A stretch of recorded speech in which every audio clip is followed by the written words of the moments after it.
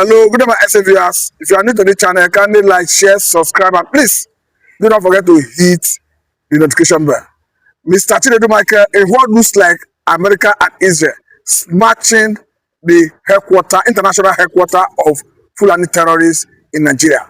We have seen the disallowing of Iranian supreme leader talking about Ayatollah. I say this because Ayatollah before his death, was the leader of Iran, whether military or the government. And as we have it, Shiite movement in Nigeria were under the sponsorship and mentorship of Iran. To the extent that Iran Buhari, when Al-Zawahiri was arrested, the then president of Iran made some diplomatic move to secure the release of Al-Zawahiri, who of course is a Fulani man in Nigeria. Let me get your reaction. Yes, I think it was still the same government that has gone down to beyond today under the supreme leader himself, according to what they call him, the leader of the Iranian Republican Guard or Revolutionary Guard, whichever way you call it. You know, but from the point of reference and everything, you can see very clearly that the sects that controls most of the proxies of Islamic attacks and agenda, you know, with Islamic ideology and Islam in radicalism. Let me just put it that way. Is actually coming from the proposed, or where it is believed that this particular sects that spread all over the world, you know, with different ideology, but still under the umbrella of Islamic ideology, is headquartered in Iran.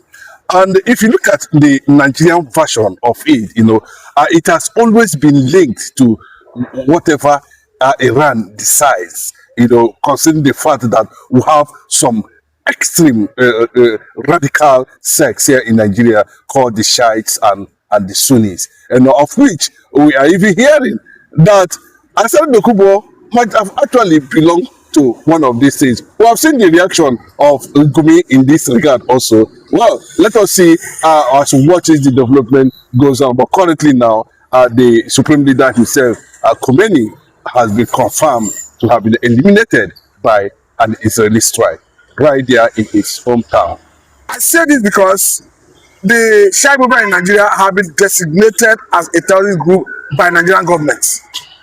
And like I said earlier on, Iran is the one sponsoring them. So does it mean, what does it mean for the Fulani terrorists? Let me tell you, I think that is why we have different Paris government need to be investigated by the, of course, the international community to find out actually, you know, because they are this section, you are saying, the Shiites and the Sunnis, you know, they are still headquartered in Iran. They have their headquarters in Iran. Iran controls them. Iran puts out every ideology, every mission, what they intend to achieve at the end of the day. So, but the difference is that, you know, there might be similarities of operation, but they are carrying out one agenda.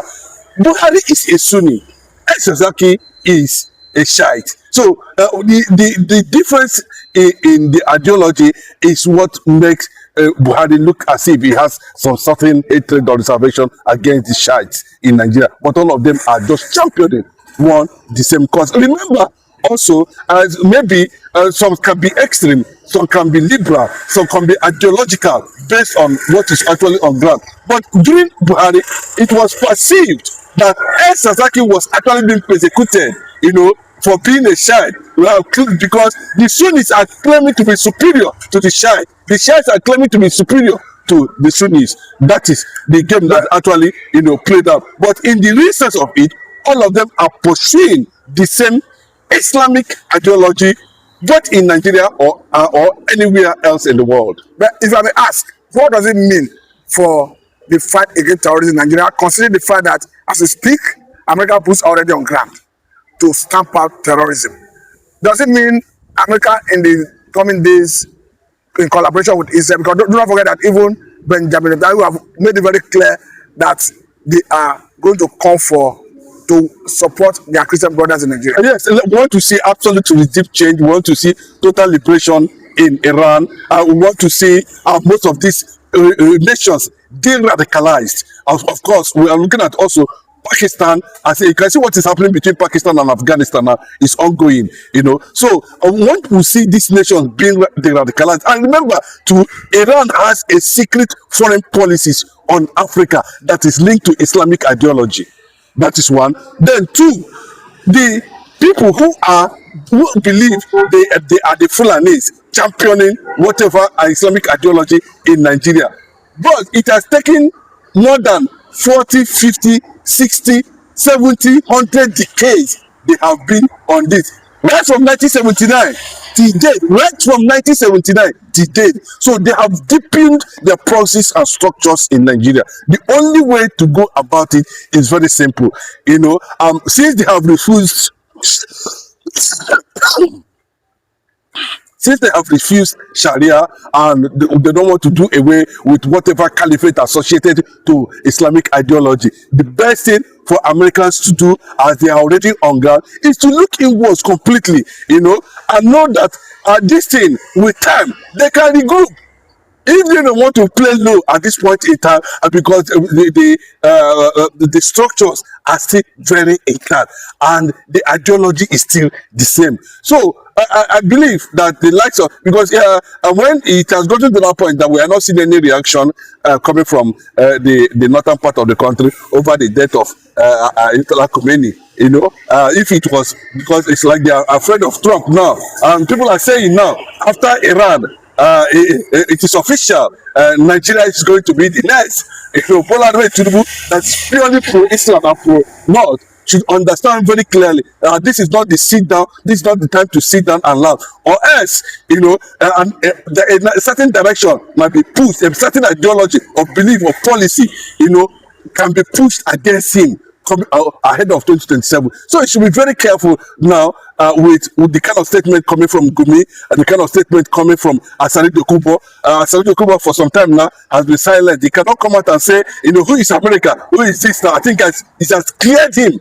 It has been thrown to his face now that, Trump is not joking. To an extent, it can be believed to be that he is a man of his words. What the North should be doing now is to look inwards and begin to understand that it is no longer funny. America can decide anything tomorrow against Nigeria. And of course, it's not going to be Iran. I don't think Nigeria is as powerful as Iran. Let me just put it that way.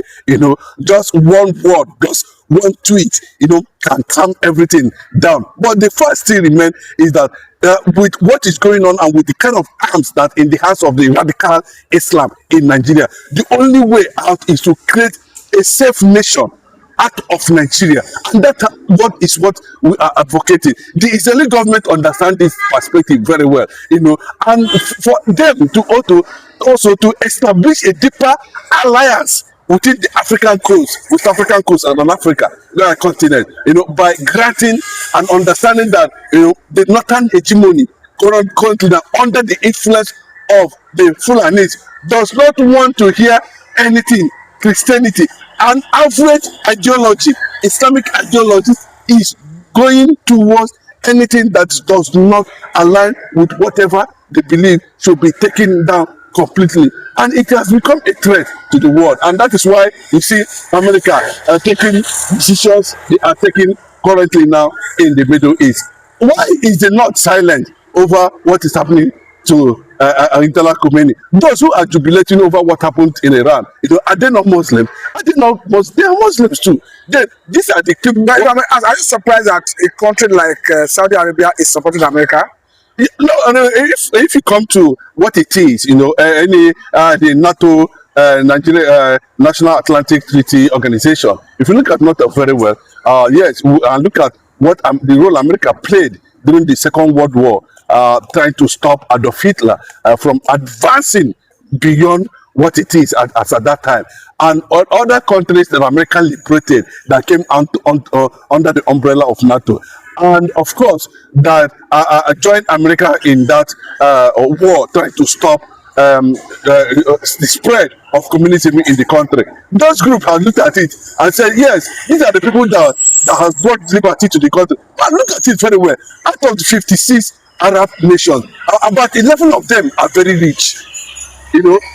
Then what is their contribution to the development of humanity apart from decision, apart from destruction.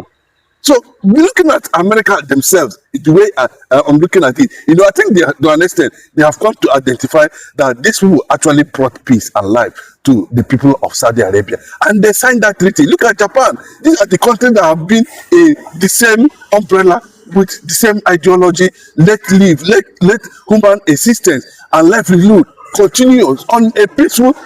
What they are saying no. This, with all their words and everything from the Arab world, they are still insisting that a certain people must go down, a certain people must not live. Just like what we're witnessing in Nigeria, everybody does not want to see what is happening in Nigeria as something that needs political and ideological solution.